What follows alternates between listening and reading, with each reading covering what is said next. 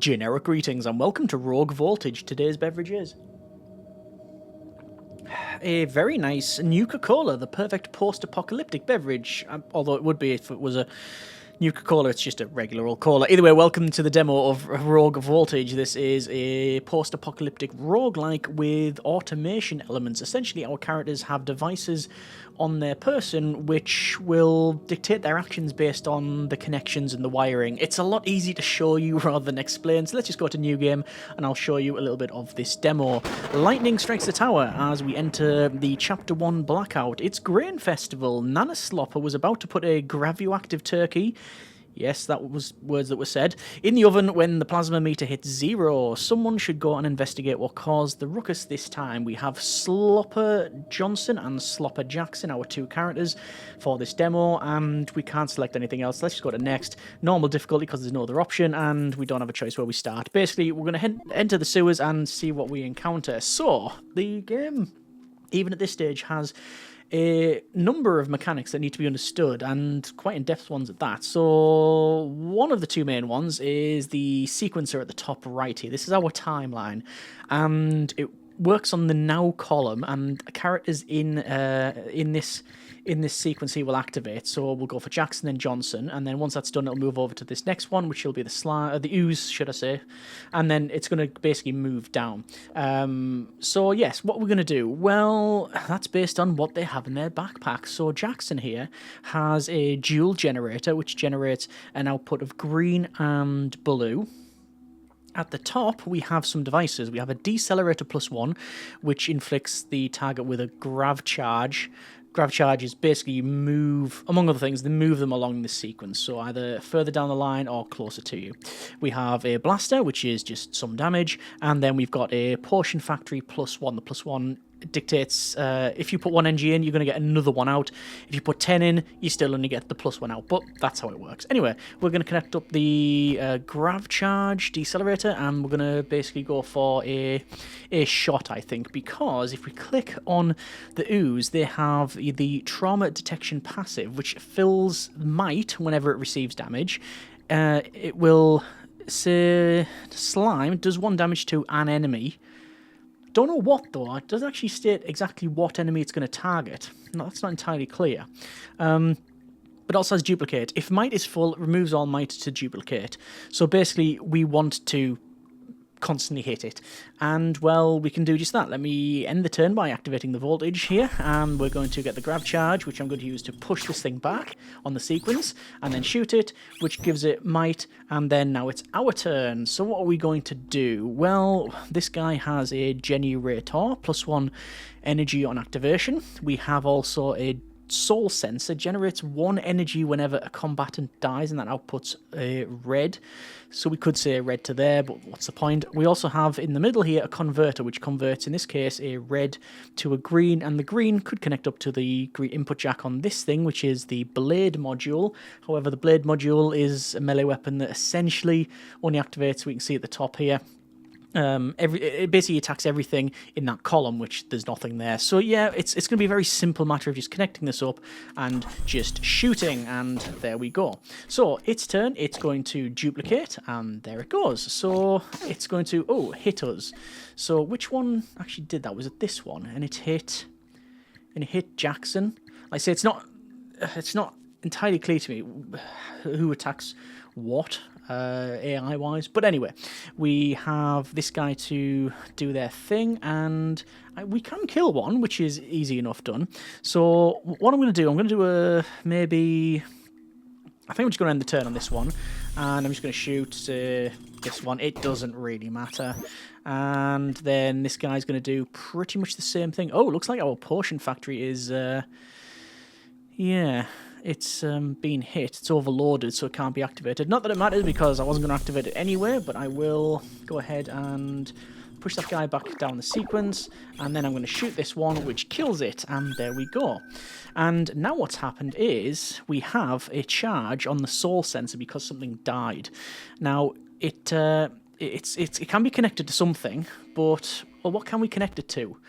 we could very easily connect it to a couple of things. We've got our shared backpack on the left, which if we drag this in place, this is a plasma converter. Converts energy into valuable plasma. Plasma is our generic units of currency, as shown on the top left. And we could connect it up to that, and it would very easily just give us some money. However, can we be a bit more clever about it? I mean, yes, we could go, for example, this into there, and that into there. That's going to cause 2 damage to everything in this column, which is going to include the enemy, which is then going to kill it. But then it would attack again. But I don't think it would because it'd be dead. So what we're going to do is we'll connect up, just for sake of ease, that to there, that to there, that to there. So what should happen, I think, is this will activate, convert, and basically hit this guy, take it out. This charge will then be either increased to 2 and we'll get 2 plasma, or we'll take a plasma, then the end of the turn we'll get another plasma. Let's see if any of that is true. 2 damage, kills it, gains charge 2, gains 2 plasma, so it was the former.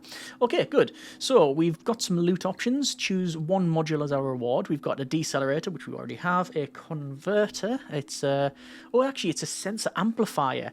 It adds +1 energy to the current if wired to a sensor module. So we do have a sensor module, which is this thing. Yes, it does. So we get +1. Yes. But we can't connect it to anything, can we? No. Not really. Not in this guy's pocket, but we can move it around. We also have a durability enhancer. Permanently removes 1 overload from a module, or removes a malfunctioning. So overload, for example, this thing here, the dual sensor, has an overload. When discharged, receives a cooldown. So we could remove that. I think we're going to try this sensor. We could also skip our reroll, but I'm going to try the sensor. I'm going to put that in someone's pocket. I'm going to... can we move that? Oh, messed up. Shame. Okay, continue. Over to the next fight. We have... It looks to be a crane. No, it's a bomb thrower. And we've got this fox here. So what I was going to do, I was going to wire this sensor up to this, which should work, but then this... I mean, it can go into the plasma converter, but ideally I was going to put it on this character to basically, every time we kill an enemy, generate really good potions. Sadly, that's not going to happen. Anyway, what are we going to do? Well, we're going to do some attacking naturally. Now, I'd like to probably take out the bomb because it is a big pain. So what I'm going to do is, I can see the bomb's going to end, or the bomb thrower thing. Yeah, it's going to... Its next activation is going to be here, which is... Yeah, it's not to do with these guys. I guess I could push that guy back. Yes, there we go. And we will do damage to the bomb. Yes, I think we can kill the bomb before it activates again. The problem with the bomb is that it puts this thing in your inventory, which is a time bomb. Explodes in 9 times steps and deals 2 damage. Yes, and we can decrease it if we kill things 9 time steps. So it's 9, there's a 8, 7, 6, 5, 4, 3, 2. Ooh, and then we'll have a turn where we can manage it. I think so, if I've calculated that correctly, which almost certainly I haven't. Anyway, end the turn there, and we'll shoot the bomb thrower thing again, and then this will attack us, and then the bomb we can see is going to blow up there. Okay, what can we do now? Well, I want to stop it blowing up. How much damage does it do? It does 2 damage to the target. And, well, I'm going to do that. Oh, across the wires, not good. And that should, though, if I have got this correct, this should be okay. We should be able to shoot and kill that, so we're not going to get another one of those in our pockets. And reduce the bomb damage by 1. And now we've got this character. Is this locked? Oh, no, we can. We can move it around. That's going to work out very well. So, this is actually going to be a lot better than I thought, because we can wire the sensor up to there, put that into there. No, that into... actually, no. So we've got 1 charge on this, and that will make it 2 charges like that. but we would have to put it to the bomb so the bomb doesn't blow up. Then this, we're going to hit the fox, but then the fox is going to hit back. But at least the bomb's not going to go off. At least that's what it feels like. If I was to wire that to this one, we could activate... it's only these two. If we were to put that directly into the blaster, it would only do the same damage. Yeah, the multiplier is because of it's a sensor, but the output is not great. Anyway, that should probably do for now. So we'll shoot the fox for 1 damage, and then we will make the bomb get cracked, and it's gone. Fox will attack, and then down to a storm, which is all bad. We got 1 health left, and, well, there's not much else we can do. That's on cooldown. I guess it's just end the turn and shoot, and there we go. So, not ideal. We're on very low health, and it is persistent. What do we have now? Soul Sensor generates an energy whenever a combatant dies. A grav neutralizer resets all grav charges, I think, and a sensor amplifier, that's on a green sensor. We don't have a green sensor. If we were to put the soul sensor, oh, we could put the soul sensor on this guy, yes, and then what we'll do is we'll bring this over and connect it to here, and then do the original thing, which is to make healing potions. Right, continue. Another fight it is. And, oh, not a very good fight it's going to be. Okay, so I guess we're going to just shoot the guy. Yes, I have a feeling this guy's going to fall over. So we're going to shoot that target, and there we go. And over to this one, which should generate a healing potion, and we can do some grab stuff as well. So this should be quite an interesting one. Push that guy further back. Do some shooting on that guy, which kills them. All the soul sensors will activate and start pumping out some healing potions. Then this guy's going to hit someone. Ooh, we've got 1 health remaining. It's not good. As I said, I'm not entirely sure who attacks what. Is it just the person that's closest? So will they hit Jackson? I'm not sure, but it doesn't really matter. I think we can do a nice bit of damage here. Let's go ahead and put that onto there. So we're going to heal ourselves for 3 in total, because it's +2 healing with 1 going in. So, sequence, yes. So shoot for 1, and then heal for 3, if my calculations are correct.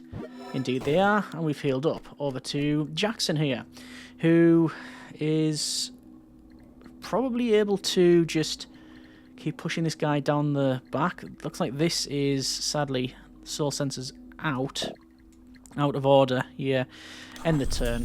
So I'm just going to push those down the line and then shoot, and then it comes down to our other character, which basically it's end the turn, and there we go. So we definitely fared off better I think on that one.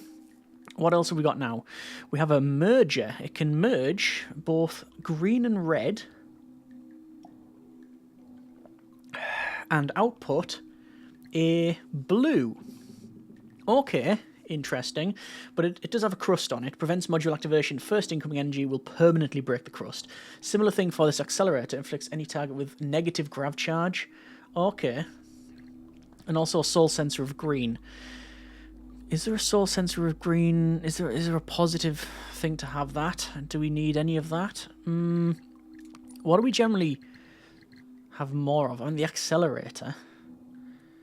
I don't know if we really need then. I don't think we need anything of any of those really. No, I'm gonna pick up the accelerator maybe, just because it's curious to have. And I guess we'll put it on this set and continue. So we've got an unknown, a shop, or fighting. We're going to go to the shop, and we are going to heal. And we've also got a healing potion here, or a sensor amplifier. There was a compressor there. Generator modules on this rack have 33% chance of generating 3 energy. Sorry, a free energy, plus 1 energy. We've got a chrono sensor, generates 1 energy whenever the turn order is changed. Interesting. You know what? I'm just going to pick up the healing potion just for longevity, and I think we'll buy that. Okay, so over to the unknown one here, which is only accepts a module of pass-through module. Pass-through, so we could put this in there, and it gives it a permanent upgrade. Ooh, a pass-through module. We could put that no, of all the pass-throughs we're generating, I think this one's the best one. So it's going to be A +2 pass-through module. Nice. Okay, we now have a boss fight, essentially. So, how are we going to do this? We've got this thing, a boss crocodile, which is brute force, +1 damage to all enemies, inflict grav recoil, and we've got this thing, which is a grav pylon. Fills might whenever turn order is changed. Removes 1 from target and puts it on another. That's the grav, so it's, yeah, altering the sequence again. And then zapping. Removes might and deals that much damage to the enemy. Okay, so we need to take that out probably sooner rather than later, actually. So what we're going to do is, I think we're just going to shoot the chrono. I think that's pretty much all we can do. Yes. We don't really need to heal. Let's just end the turn. And I'm going to shoot the thing at the back. And then it's going to be our turn. If those turn orders were switched, we would have been able to do the melee on that, but sadly we can't. We're going to go with... What are we going to go with? That's... Whenever a combatant dies, we can then do that. I guess we're just going to end the turn. So I can push that guy back and push that guy back. No real point in pushing the boss back. I don't think I want to push either back, actually. Because that's going to do might, isn't it? Just shoot it. There we go. And it's building up might, didn't get the other one. Okay. And we've had the grav recoil too. Alright. So some of these are off. So...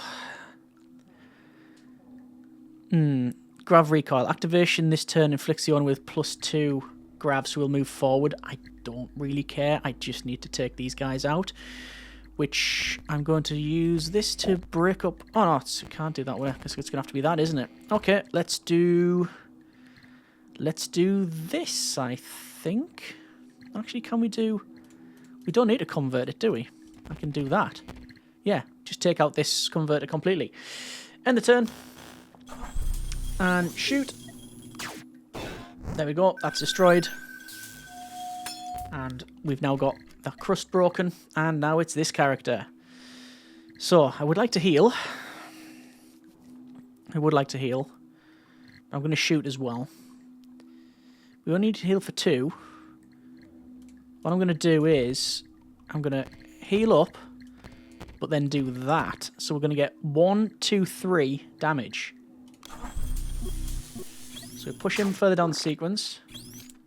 We heal. And then it's going to be 3 damage. Nice. It's going to brute force us back. Not much of a problem though, because we've got essentially activations now to do whatever we need.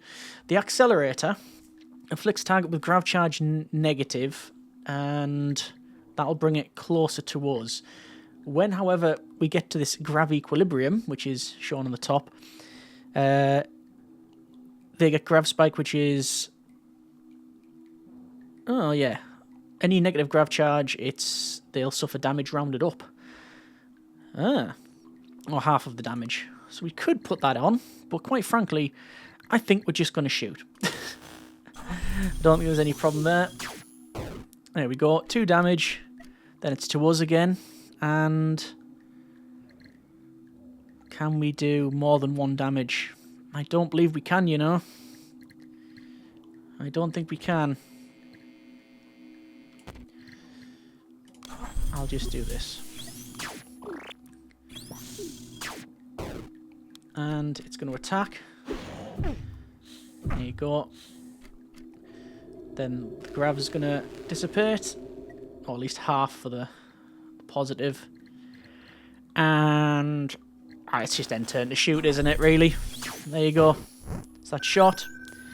Didn't have that energy there. If I connected that energy up to the plasma converter, I would have generated plasma, but it's not too much of a problem. So I've got the soul sensor, we've got the accelerator, we've got the converter. I'm just going to skip that. I just want the money. And then it's over to the camp, where you can use your plasma to heal, or you can start building the camp up. So you get a campfire, and then up from over there you start building like scrap yards and hangars and stuff. I don't think the majority of that is actually in the game at this stage, but yeah, you can do all of that sort of thing. And yeah, you continue the adventure, which is into the Crystal Caverns. But I think we will leave it there for now.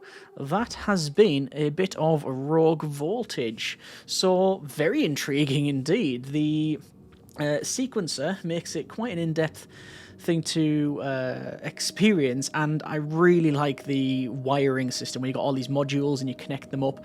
It feels like there's going to be so many combinations, so many options for not just attacking, but altering the sequence, the time sequence, generating different things like healing potions or like doing shields and things like that. I wonder if there's going to be more advanced stuff where you can transfer energy from one character to the other. Who knows? But as a demo, it stands fairly tall, and I am very intrigued to see what the full version has to offer. Haven't really mentioned the look or the sound of it. It's very scrap punky, if that's a thing. That's actually just been made up. But I do think the aesthetic does fit the theme and the overall sort of package of it. And yeah, interesting to see what the full game has to offer. Do think there's a couple of things that are either not explained overly well via the tutorial, or are just still in a state of flux, or just it's a demo, so it would be nice to know exactly what attacks when, and being able to mouse over more things to get quick pop-ups just for quick reference. But that's all very minor things at this stage. So yeah, if you like what you see, then check the link out in the description, and if you have any tips, comments, suggestions, pop them in the comments there. Hope you have enjoyed it. Thanks very much for watching. Take care, and generic partings.